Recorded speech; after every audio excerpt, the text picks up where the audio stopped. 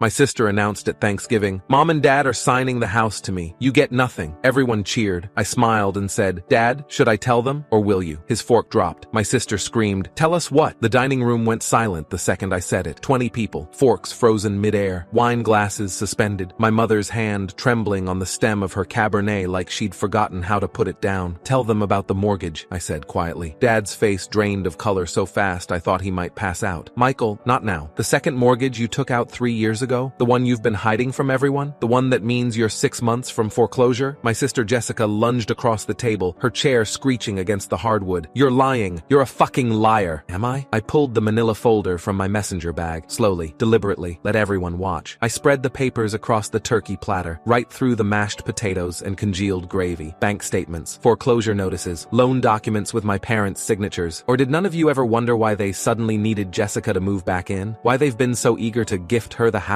My Aunt Karen grabbed the nearest document. Her manicured nails, the ones she'd just been using to gesture about her Mediterranean cruise, started shaking as her eyes scanned the numbers. "They can't afford it anymore," I continued, my voice steady, even though my heart was jackhammering against my ribs. "They thought if they signed it over to Jessica, she'd take over the payments without realizing what she was signing. $4,300 a month, Jess, due on the 1st, every month, for the next 27 years. Jessica's fiancé, Brad, stood up so fast, his chair toppled backward. "Wait, what? $4,000 a month? Sit down, Brad," Jessica hissed. "No, seriously, $4,000 a month? You told me the house was paid off. You said we'd live here rent-free while we save for the wedding." "It will be free," Jessica stammered, her eyes darting between Brad and our parents. "Right, Dad? You're giving it to me free and clear? That's what you said, free and clear." Dad couldn't look at her. He stared at his plate like the answer might be hidden under the slice of turkey he'd barely touched. My chest felt tight, watching this, like someone had wrapped steel cables around my lungs and was cranking them tighter with every breath. But I'd come too far to stop now. I'd driven 3 hours for this moment, practiced what I'd say in the car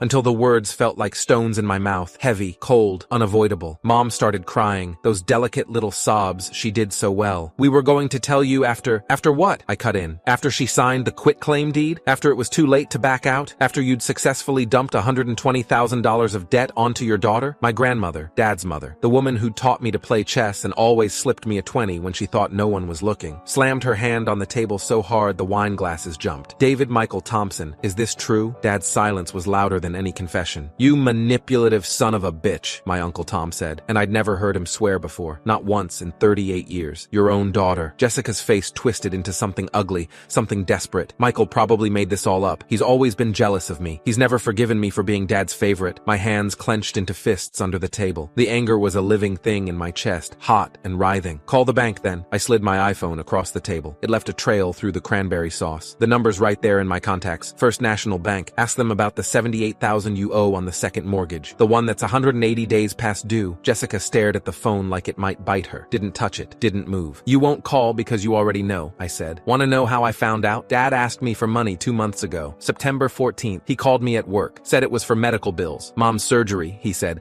I told him I'd pay the hospital directly. That's when everything fell apart. That's when he confessed." "You should have helped him," Jessica shrieked, her voice cracking. "Instead, you're humiliating us in front of everyone. In front of Grandma, in front of Brad's parents." I offered to help. I offered to pay off $15,000 toward the mortgage. You know what Dad said? I looked around the table. Everyone was listening now. Aunt Karen had her phone out, probably already texting the family group chat. My cousin Rachel was recording on her phone, holding it low like I wouldn't notice. Uncle Tom had gone completely still, the way he did when he was furious. Brad's parents looked like they wanted to sink through the floor. "He said you deserve the house more because you stayed close, because you visit every Sunday, because you're the good daughter, the one who didn't abandon the family by moving to Chicago for a stupid job." My aunt's face went hard as granite. "So you were going to trick her into financial ruin? Your own child?" "We thought she'd figure it out eventually," Mom whispered, dabbing at her eyes with her napkin. The cloth came away streaked with mascara. "Before or after she signed?" my cousin Rachel asked. She was in law school. She knew exactly what she was asking. Brad grabbed his coat from the back of his chair. "I'm done. Jessica, I'm not marrying into this circus. I'm not signing up for a lifetime of debt and lies." "Brad, wait, please!" Jessica chased him toward the front door, her heels clicking frantically on the hardwood. I heard her pleading, crying, begging. The slam of the door echoed through the entire house. My throat burned. My eyes stung, but I stayed quiet. Let the silence do the work. Let them all sit with what they'd just learned. Jessica came back 30 seconds later, mascara running down her cheeks in black rivers, her lipstick smeared where she'd tried to kiss Brad before he left. "You did this," she said, her voice hoarse. divorce. You ruined everything. My engagement, Thanksgiving, my entire life. You couldn't just let me be happy. I saved you, I said quietly. You're welcome. We needed you, Dad said weakly, finally looking up. His eyes were bloodshot, both of you. As a family, we could have. You used us, I interrupted. There's a difference between needing help and setting a trap. I stood up. My legs felt shaky, but I didn't let it show. My grandmother touched my arm, her grip surprisingly strong for 82. How much do they really owe? Total? $78,000 on the second mortgage, another $42,000 on the first. That's if they pay it all off today. If it goes to foreclosure, they'll owe more. Fees, legal costs, penalties. Jesus Christ, Uncle Tom muttered. 120 grand. Jessica collapsed back into her chair, staring at the papers like they were written in a foreign language. I don't have that kind of money. I make $40,000 a year at the dental office. Brad makes 50. We were barely going to afford the wedding. Nobody has that kind of money just lying around, I said. That's the whole point. They were going to drown you. Mom sobbed harder, her whole body shaking. We're going to lose everything. The house, our retirement, everything. You already lost it, my grandmother said, her voice colder than I'd ever heard it. The moment you decided to deceive your own children instead of asking for help honestly, the table erupted. Aunt Karen yelling at Dad about responsibility and trust. Uncle Tom demanding to see the full mortgage documents, all the paperwork, everything. My cousins taking photos of the papers with their phones, zooming in on the account numbers and due dates. Jessica crying into her hands, her shoulders heaving. Brad's car starting outside, the engine revving hard before the tires screeched, pulling away. Mom begging everyone to calm down, to remember it was Thanksgiving, to please just. Dad sitting there, silent, defeated, staring at nothing. And me? I picked up my coat from where I'd draped it over the back of my chair hours ago, back when I'd walked in and everyone had hugged me and told me how good I looked and asked about Chicago. Walked toward the door. Michael, wait. Jessica's voice, raw, broken. I stopped, turned around. Her face was a mess. Snot, tears, smudged makeup. She looked younger than 28. She looked like she had when we were kids, and she'd fallen off her bike and scraped both knees bloody. You destroyed Thanksgiving. You destroyed my engagement. You destroyed everything I had. No, I said quietly. I exposed what they were going to do to you, what they tried to do to me first. The room went silent again. Even Mom stopped crying. What do you mean? Jessica whispered. I took a breath, let it out slow. 6 months ago, May 3rd, they called me, both of them on speakerphone, asked me to come home for the weekend, said it was urgent. When I got here, they sat me down at this same table and asked me to co-sign the house. Told me it was just a formality, a refinancing thing, that they'd pay everything, I'd never see a bill, they just needed a second name for better rates. I could feel everyone staring at me. I almost did it. I had the pen in my hand. Dad had the papers already, but something felt wrong. The way Mom wouldn't look at me, the way Dad kept saying, it's just a formality, over and over like he was trying to convince himself. So what did you do? Rachel asked. I told them I needed my lawyer to look at it first. Dad's face went white. He tried to say that wasn't necessary, that we were family, that it was insulting I didn't trust them. But I held firm, took the documents with me back to Chicago. I pulled out my phone, scrolled to a specific photo, held it up so everyone could see. It was a screenshot of an email. My lawyer, Angela Reeves at Morrison & Associates. She took one look and called me immediately. Said under no circumstances should I sign. Then I got suspicious and pulled the property records. Public information. Anyone can do it. Found out about the second mortgage, the missed payments, 3 months behind at that point. The foreclosure notices that had already been sent. Jessica's face went white, actually white, like every drop of blood had drained straight to her feet. If I'd co-signed, I'd be legally responsible for $120,000 of debt. They would have destroyed my credit, my savings, my entire financial future. And you know what the kicker is? When I confronted them about it, when I drove back here and demanded an explanation, you know what Dad said? Nobody spoke. He said, we thought you'd understand. You make good money in Chicago. You don't have kids. You can afford it. Like it was my responsibility to bail them out of whatever financial decisions they'd made. What decisions? Grandma asked sharply. What did you spend it on, David? Dad's jaw worked. No sound came out. The second mortgage, I said, was taken out 34 months ago. $78,000. Cash out. I pulled the bank records. Want to know where it went? Mom made a sound like a wounded animal. A boat, a 32-foot cabin cruiser. Bought it for $65,000 cash. The rest went to maintenance and docking fees at the marina because Dad decided he needed a retirement hobby. You bought a boat? Uncle Tom's voice could have stripped paint. You put your house in jeopardy for a fucking boat? We thought we'd pay it back, Dad whispered, before anyone noticed, before it became a problem. Well, it's a problem now, I said. And when I wouldn't co-sign, when I made it clear I wasn't going to let you use me as your personal ATM,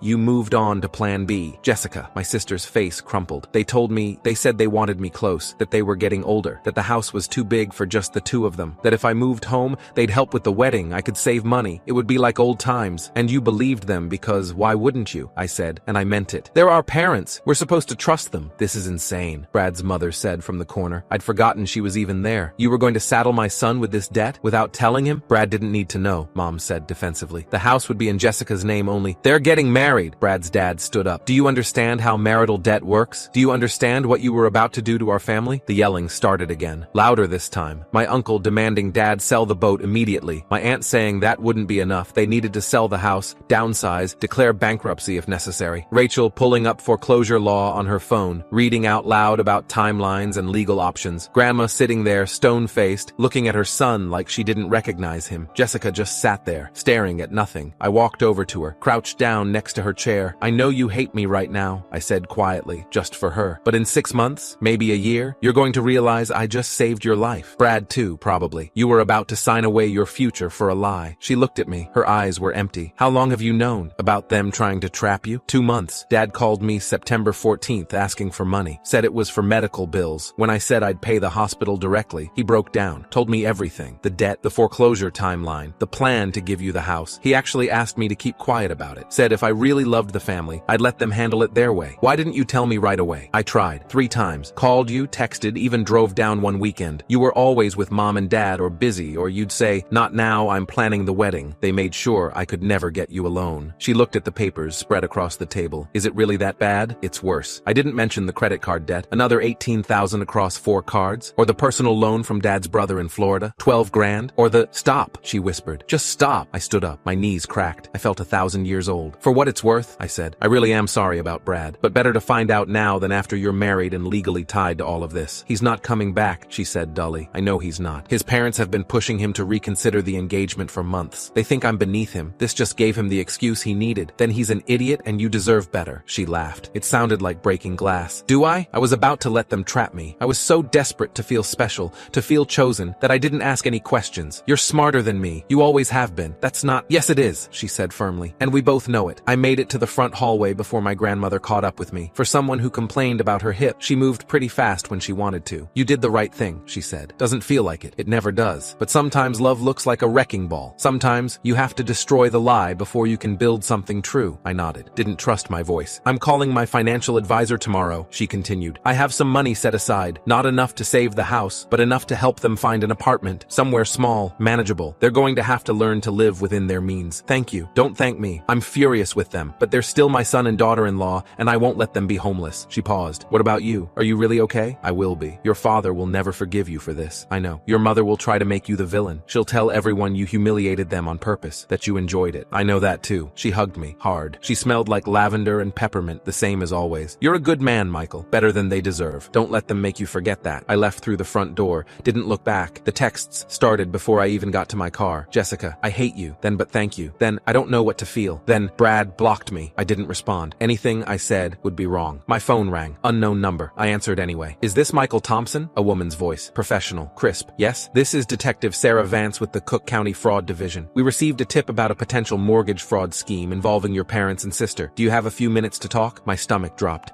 What? Who called you? I'm not at liberty to say. But if what we've been told is accurate, your parents may have attempted to commit fraud by transferring property with known encumbrances without full disclosure to the recipient. That's a Class 3 felony in Illinois. Oh God. I didn't call you, I said quickly. I didn't report them. I would never— We understand that, Mr. Thompson, but we still need to investigate. Would you be willing to come in and provide a statement? You're not in any trouble. We just need to understand what happened. I sat in my car in my parents' driveway, watching the house where I'd grown up, where my grandmother was probably trying to referee World War III, where my sister was discovering that fairy tales don't have second mortgages. I need to think about it, I said. Of course. Here's my direct number. Please call me within 48 hours. She hung up. I sat there for another 10 minutes, hands on the steering wheel, not moving. My phone buzzed again. Rachel. FYI, I didn't call the cops, but I think Aunt Karen did. She's pissed. Rachel. Also, you should prob know Jessica's having a breakdown in the bathroom. Rachel. Like a real one. Rachel. Mom and Grandma are with her. Rachel. Her dad tried to leave and Uncle Tom blocked the door. Rachel. This is insane, Rachel, but also maybe the most honest Thanksgiving we've ever had. I started the car. 3 days later, I got a call from my mother. The detective came to the house, she said without preamble. No hello. No how are you? She had a warrant. She took all our financial documents, David's laptop, everything. Mom, Karen called them. Your own aunt called the police on us. Can you believe that? Family doesn't do that to family. Family doesn't commit fraud against each other either, I said. I was at my kitchen table in Chicago, watching snow fall past my window. But here we are. You could make this go away. You could tell them it was a misunderstanding. It wasn't a misunderstanding. It was intentional deception. You're going to send your father to prison? Her voice broke. Your own father? I didn't call the police. I didn't file a report. I just told the truth at a family dinner. Whatever happens now is a consequence of what you and Dad chose to do. We were desperate. Then you should have asked for help. Real help. Honest help. Instead, you tried to destroy Jessica's life and mine. Don't ask me to feel guilty about that. Silence on the line. Then, she's not doing well. Jessica, she's on antidepressants now. She hasn't left her apartment in 3 days. My chest tightened. Is she safe? Physically, yes. But Michael, she's falling apart. She lost Brad. She lost the house. She lost her whole future. She didn't lose anything real, I interrupted. She lost a fantasy, a lie. Brad wasn't right for her anyway, and you know it. He was controlling, condescending. She was settling because she thought she didn't deserve better. And the house was never hers, was never going to be hers. Mom, you were going to put her $120,000 in debt. You were going to destroy her credit, her savings, her entire financial future. And when she inevitably couldn't make the payments, what then? Foreclosure? Bankruptcy? You think that's better than what happened Thursday night? Mom started crying. The real kind this time, not the delicate sobs. We made mistakes, she whispered. We made terrible mistakes. But we're still your parents. We still love you. Then you should have acted like it. I hung up, felt sick immediately after, but I didn't call back. A week later, Jessica called. The detective wants to meet with me, she said. She says I'm not in trouble, but she needs my statement. Are you going to go? I don't know. If I cooperate, they might press charges against Mom and Dad. If I don't, I might look complicit. You're not complicit. You were a victim. Was I though? Or was I just stupid and desperate? I thought about that. Can it be both? She laughed. It sounded more real this time. My therapist says I need to stop making excuses for them. That I've been conditioned to accept emotional manipulation as love. Smart therapist. She's helping. Slowly. Jessica paused. I'm sorry for the things I said on Thanksgiving. You were right. You did save me. I wasn't ready to see it yet. I know. Are Mom and Dad going to prison? I don't know. Depends on what the prosecutor decides. Could be charges, could be a settlement, could be nothing. White-collar stuff is hard to prosecute. Good, she said. I don't want them in prison. I just want them to stop lying. Yeah, I said softly. Me too. 4 months later, the detective called me on a Tuesday afternoon while I was in a meeting. We're not pressing charges, she said. Insufficient evidence of criminal intent. It looks more like stupidity than fraud. I felt something in my chest unclench. What happens now? They're being forced to sell the house. The bank's accelerating the foreclosure process. Your grandmother helped them secure a small apartment in Naperville. They'll be fine. Broke, but fine. And Jessica? Not involved. She never signed anything, never took possession, never assumed the debt. She's clear. Thank you for telling me. Mr. Thompson, can I say something off the record? Sure. You did the right thing. I see a lot of families in my line of work. Most of them protect the abuser because facing the truth is too painful. You didn't do that. You protected your sister even though it cost you everything. That takes guts. My throat felt tight. It doesn't feel like guts. It feels like I nuked my whole family. Sometimes, she said gently, that's what the truth does. But the thing about nukes is they clear the ground. New things can grow after. 6 months later, I got a text from Jessica at 11:47 p.m. on a Saturday. Remember how you said I deserved better than Brad? You were right. His name is Marcus. He's a physical therapist. He thinks it's funny that I'm terrible at yoga, and he knows about Thanksgiving. I told him everything on the second date. He didn't run. I think you'd like him. I smiled at my phone in my dark bedroom. Send me a picture, she did. A selfie of her and a guy with a warm smile and kind eyes. They were at a restaurant. She looked happy. Really happy. Not the desperate, performative happy she'd done with Brad. Real joy. He's got a good face. I texted back. Bring him for Christmas? We're doing Christmas? I'm doing Christmas with you, I replied. And Grandma. And whoever else wants to show up. New traditions. Mom and Dad? I thought about that. If they want to come, they can. But no more lies. No more schemes. No more family means you owe us. Just honest, small, real deal, she wrote. Then, I love you. I should say that more. Love you too, I typed. Even when you hate me. Especially when I hate you. That's when you deserve it most. I fell asleep smiling.